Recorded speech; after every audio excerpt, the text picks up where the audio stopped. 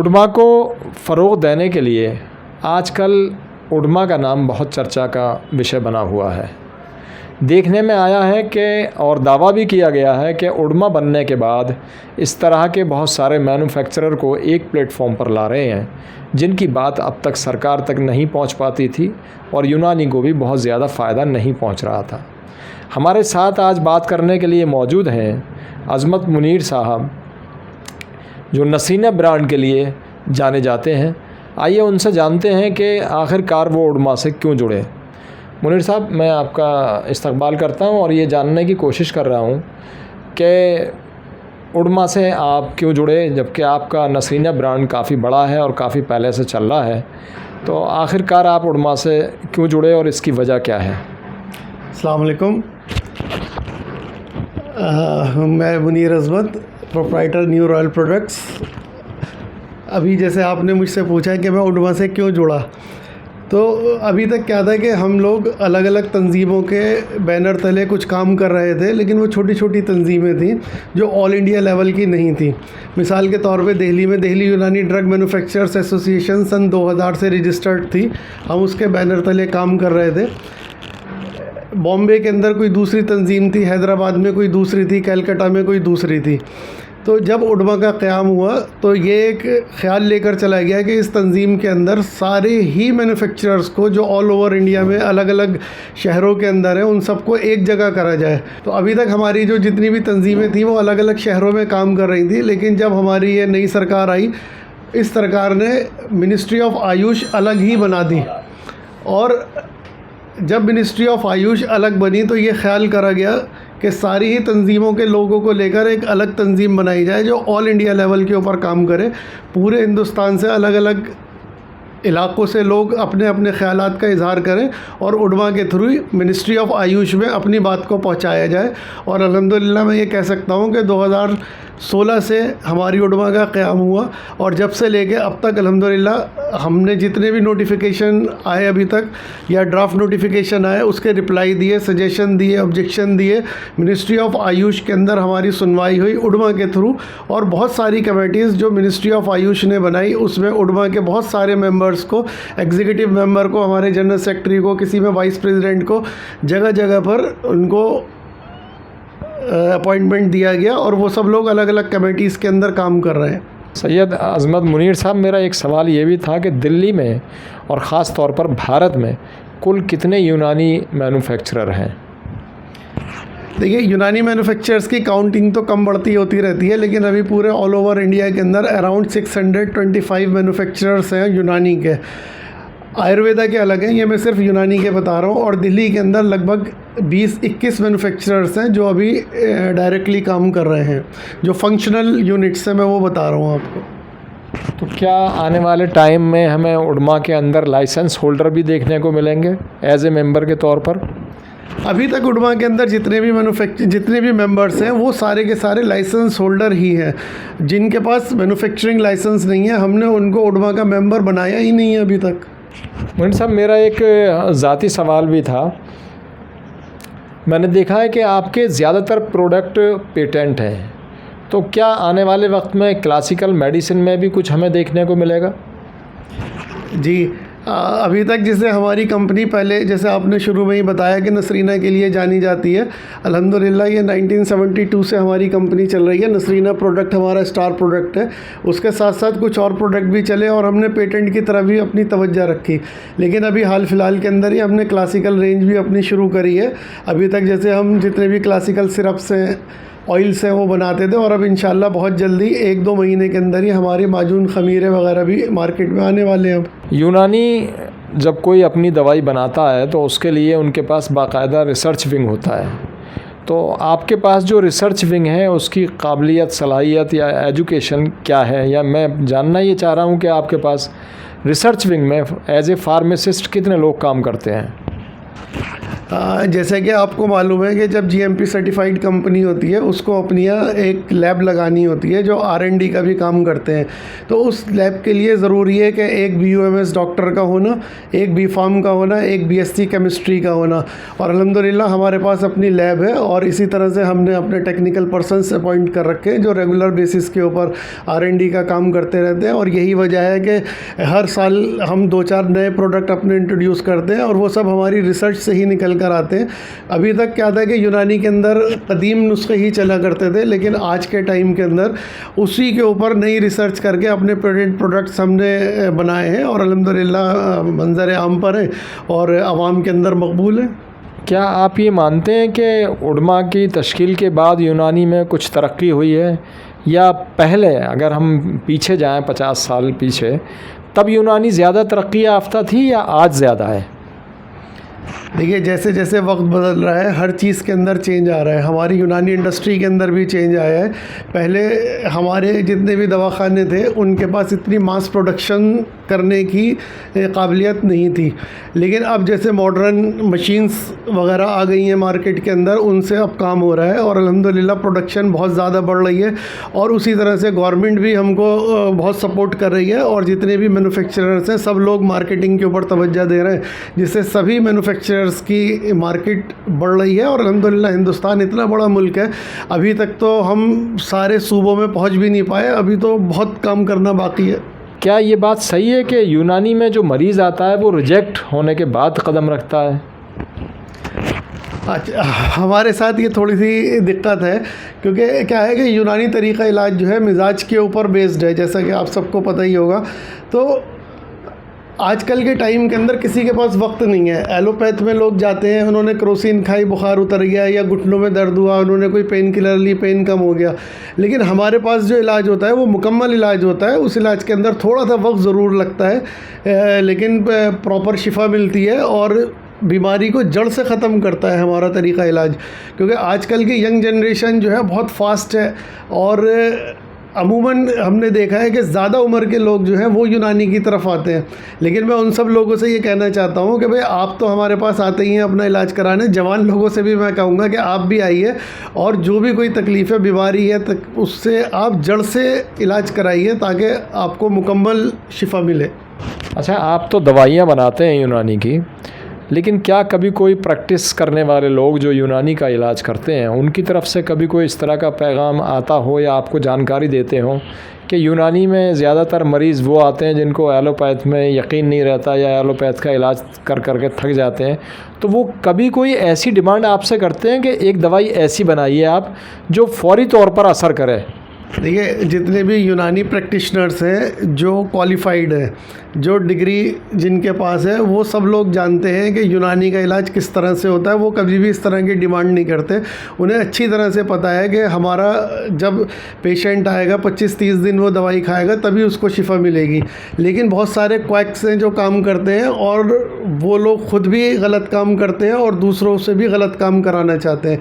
लेकिन मैं सब अपने जितने भी भाई लोग हैं उन सबसे यही कहूँगा कि भाई आप प्रॉपर जो सनद याफ्ता डॉक्टर्स हैं, BUMS, आप उनके पास जाइए, उन्हीं से इलाज कराइए ताकि आपका सही इलाज हो। एक आपको बुरा तो लगेगा मेरा सवाल, लेकिन हमने ये देखा है कि कुछ प्रैक्टिस करने वालों ने, या अब आप क्या नाम देंगे उनको मुझे नहीं मालूम, यूनानी तरीक़े इलाज को सेक्स तक महदूद कर दिया है। क्या सेक्स के अलावा दूसरी बीमारियों का इलाज यूनानी में मौजूद नहीं है? नहीं, ऐसा नहीं है। यूनानी के अंदर सभी चीज़ों का इलाज मौजूद है। आप पेट की बीमारियों की बात करिए, आप घुटनों के दर्द की बात करिए, आप नज़ले की बात करिए, ज़ुकाम की, मतलब नज़ला, ज़ुकाम, खांसी, बेहतरीन इलाज है इसके अंदर और सभी बीमारियों का इलाज मौजूद है। हाँ, बहुत सारी बीमारियां ऐसी हैं जिनका इलाज इसमें नहीं हो पाता, उनके लिए रिसर्च की ज़रूरत है और एलोपैथ काफ़ी अच्छी रिसर्च कर रही है उसके अंदर और वो लोग कामयाब भी हैं। आहिस्ता आहिस्ता मैं यही कहूँगा कि यूनानी के लोग भी रिसर्च की तरफ ज़्यादा तवज्जो दें ताकि जिन बीमारियों का इलाज अभी यूनानी में मौजूद नहीं है तो उसकी तरफ भी मतलब हमारी तवज्जो होनी चाहिए। आपका जो न्यू रॉयल प्रोडक्ट है उसका कोई एक मुझे प्रोडक्ट ऐसा बताएं जिसके बारे में आप कह सकें कि आम तौर से कहा जाता है कि नसीना हेयर ऑयल बहुत चल रहा है, इसके अलावा और भी कोई ऐसा प्रोडक्ट है जिसके लिए आप मशहूर हों? जी हाँ, अल्हम्दुलिल्लाह प्रोडक्ट्स तो जैसे अभी मैं कैमरामैन से कहूँगा पीछे दिखाएं, बहुत सारे हम बनाते हैं। जैसे नसरीना के साथ हमने नसरीना शैम्पू शुरू करा है अपना।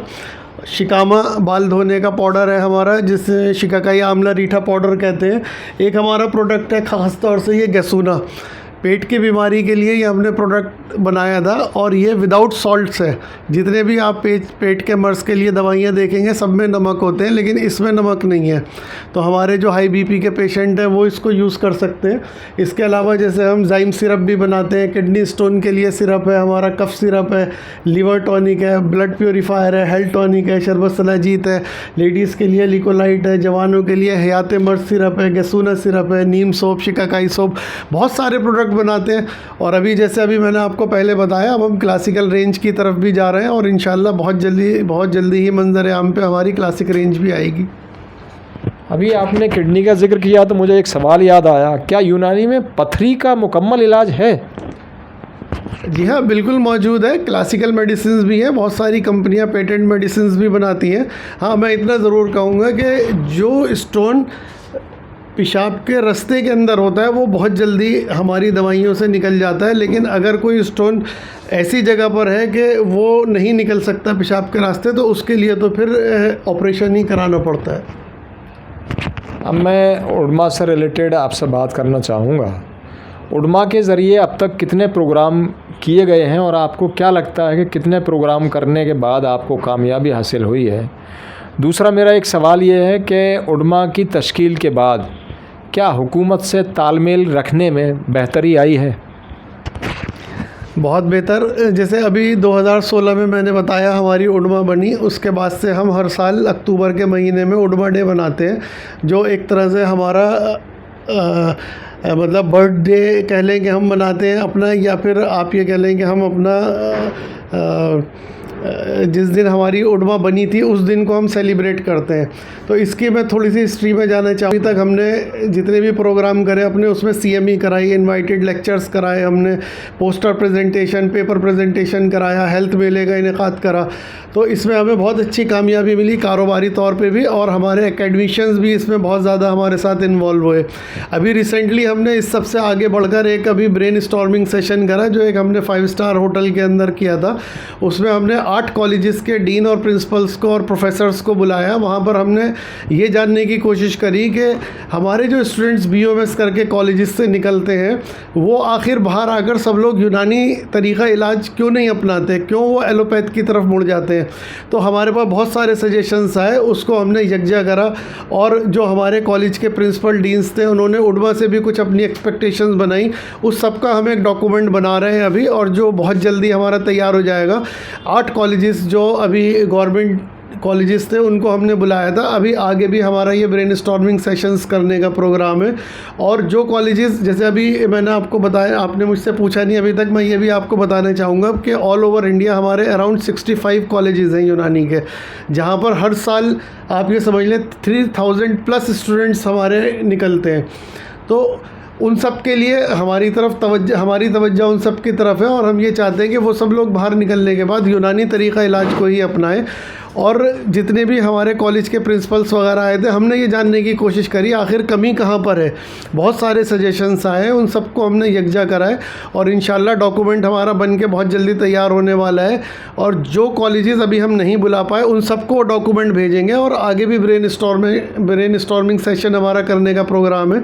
उसमें जो कॉलेजेस अभी रह गए हैं उन लोगों को भी बुलाएंगे, उनसे भी हम जानने की कोशिश करेंगे कि हम किस तरह से अपनी इस पैथी को आगे बढ़ा सकते हैं। इसी से रिलेटेड मेरा एक सवाल और है आपसे, क्या यूनानी के लिए या यूनानी को प्रमोट या लोगों को बेहतरीन इलाज देने के लिए एम्स की तर्ज पे भी कोई यूनानी एम्स बनाने का आप लोगों की तरफ से यानी उडमा की तरफ से मुतालबा किया गया है?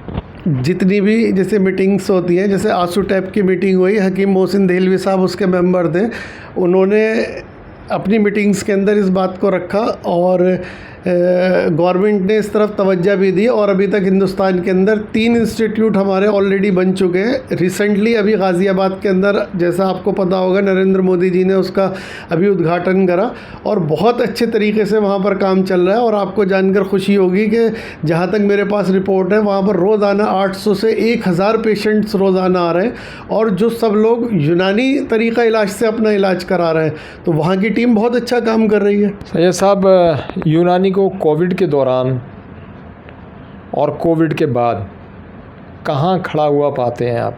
यूनानी का कोविड के दौर में क्या रोल रहा? क्या लोगों को यूनानी इलाज पसंद आया, उन्होंने उस इलाज को लिया, किया या नहीं किया, या कोविड के बाद क्या हालात बने यूनानी के साथ? कोविड एक नेचुरल डिज़ास्टर कहूँगा मैं, डिज़ास्टर की तरह आया और कितना उसका नुकसान हुआ आप सब लोग जानते हैं, उस डिटेल में जाने की ज़रूरत नहीं है। जितनी भी पैथीज़ हैं सभी ने अपना अपना रोल प्ले करा। इसी तरह से यूनानी को भी ये मौका दिया गया कि वो भी अपनी रिसर्च करें और ये बताएं कि इस कोविड के अंदर यूनानी किस तरह से काम कर सकती है। तो मिनिस्ट्री ऑफ आयुष ने, CCRUM ने मिलकर ये बहुत अच्छा काम करा और ये पाया कि हमारा खमीरा मरवारीद बहुत अच्छा काम करता है या अर्क अजीब बहुत अच्छा काम करता है। और इसके साथ साथ मिनिस्ट्री ऑफ आयुष ने एक फॉर्मुलेशन दी जिसका नाम रखा उन्होंने आयुष जोशांदा। तो हम जितने भी मैन्युफैक्चरर्स थे सब ने आयुष जोशांदा बनाया और मिनिस्ट्री ऑफ आयुष को, CCRUM को फ्री भी दिया और मार्केट के अंदर भी बेचा है जोशांदा, जिससे बहुत लोगों को फैज़याबी हुई और बहुत बहुत बहुत जान बचाने में हमारी पैथी ने अपना रोल प्ले करा। मैंने देखा है कि जो लोग यूनानी की प्रैक्टिस करते हैं उनका एक छोटा सा दावा और होता है कि पहले दुआ उतरी फिर दवा उतरी। तो क्या यूनानी की जो प्रैक्टिस करते हैं उनके साथ साथ मरीज़ को शिफा पहुंचाने में उनकी दुआ का भी कुछ असर होता है? देखिए, मैंने बहुत सारे क्लिनिक्स पे लिखा देखा है कि आई ट्रीट ही क्योर्स। देखिए, जितनी भी ये दवाइयाँ बनती हैं सब जड़ी बूटियों से बनती हैं और ये सब कुदरत ने ही हमको दी हैं। जैसे जैसे इंसान के अंदर समझ आती रही वो इन जड़ी बूटियों का इस्तेमाल अलग अलग बीमारियों में करते रहे। लेकिन हकीकत तो यही है कि देखिए, हमारा तो ईमान है और ईमान यही है कि वही उसी की तरफ से तकलीफ़ आती है और उसी की तरफ से तकलीफ़ दूर भी होती है। तो मैं यही कहूँगा कि हम तो सिर्फ मेडिसिन बनाते हैं लेकिन शिफा देने वाला तो अल्लाह ही है। जो आमतौर से एक सवाल किया जाता है कि यूनानी को मुसलमानों तक महदूद कर दिया है, इस से निकलने के लिए आपके पास यानी उलमा के पास क्या फार्मूला है? ये बात हकीकत है कि मुसलमानों तक इसे महदूद कर दिया गया था, क्योंकि एक इसमें 2 चीज़ें मैं बताना चाहूँगा। एक तो हमारा जितना भी लिटरेचर है वो सब उर्दू में होता है, ठीक है। फिर दूसरा, कुछ ऐसे लोग हैं, मैं कहना तो नहीं चाहता, लेकिन कुछ ऐसे लोग हैं जो ये पब्लिसाइज़ करते हैं कि यूनानी में नॉन वेज का इस्तेमाल होता है। तो हमारे जो लोग वेगन हैं, जो मीट ईटर्स नहीं हैं, वो लोग हमारी दवाइयाँ इस्तेमाल करने में कतराते हैं। लेकिन जब से उडमा हमारी बनी है, हमारे कोऑर्डिनेटर हैं मिस्टर नौशाद, उनकी बहुत मेहनत रहती है कि वो हेल्थ मेले का इनेकाद करते हैं और हर हेल्थ मेले के अंदर यूनानी के साथ हम आयुर्वेदिक वालों को भी बुलाते हैं, उसमें स्पेशल इन्वाइट करके बुलाते हैं। इसी तरह से जो हमारे उडमा के मेंबर्स हैं, जब आयुर्वेदा पर्व होता है तो हम लोग वहाँ पर भी जाते हैं और अपने स्टॉल्स लगाते हैं। और इसका मकसद सिर्फ यही है कि आयुर्वेदा वाले यूनानी के बारे में जाने और यूनानी वाले आयुर्वेदा के बारे में जाने। जब हम लोग शुरुआत करेंगे, आगे मिलकर चलेंगे, तो इंशाल्लाह मुझे उम्मीद है कि हमारी जो यूनानी की दुकानें हैं वहाँ पर आयुर्वेदिक दवाइयाँ भी बिकेंगी और आयुर्वेदिक दुकानों के ऊपर यूनानी दवाइयाँ भी बिकेंगी। मकसद सिर्फ लोगों को फैज़याबी देना है। हमारी बहुत अच्छी दवाइयाँ हैं जो बहुत अच्छा काम करती है। इसी तरह आयुर्वेदा के अंदर भी बहुत अच्छी दवाइयाँ हैं जो बहुत अच्छा काम करती हैं। तो सिर्फ ज़रूरत कोऑर्डिनेशन की है और उडमा इसमें अपना रोल प्ले कर रहा है। न्यू रॉयल प्रोडक्ट के बैनर तले तैयार किया जाने वाला कोई ऐसा ब्रांड बताएं जिस पे आपको भी फ़र्क हो और उसका अवामी सतह पर भी असर हो। मैंने जैसे आपको बताया, अभी नसरीना हमारी पहचान है, उसके साथ अभी सारे अपने प्रोडक्ट्स के बारे में मैंने आपको बताया। बहुत सारी चीज़ें हैं, मतलब देखिए, बहुत सारी चीज़ें तो ऐसी हैं जो कॉमन है, जो हर दवाखाना बनाता है। लेकिन अभी तक जैसे सेक्स की दवाइयों के अंदर हम ये एक हयात मर्द सिरप बनाते हैं। अभी तक जितनी भी कंपनियां थी वो सब माजून खमीरे बनाया करती थी, हब बनाया करती थी, टैबलेट बनाया करते थे, कैप्सूल बनाते थे। लेकिन मैं ये कह सकता हूँ कि हिंदुस्तान के अंदर सेक्स के लिए सिरप की फॉर्म में कोई भी दवाई बनाने वाले हम पहले हैं, और अल्हम्दुलिल्लाह पूरे हिंदुस्तान के अंदर ये हमारा प्रोडक्ट बहुत ज़्यादा पॉपुलर है। और अल्हम्दुलिल्लाह हर दुकान के ऊपर जहाँ जहाँ पर यूनानी दवाइयाँ मिलती हैं, ये प्रोडक्ट नसरीना के साथ साथ आपको मिलेगा।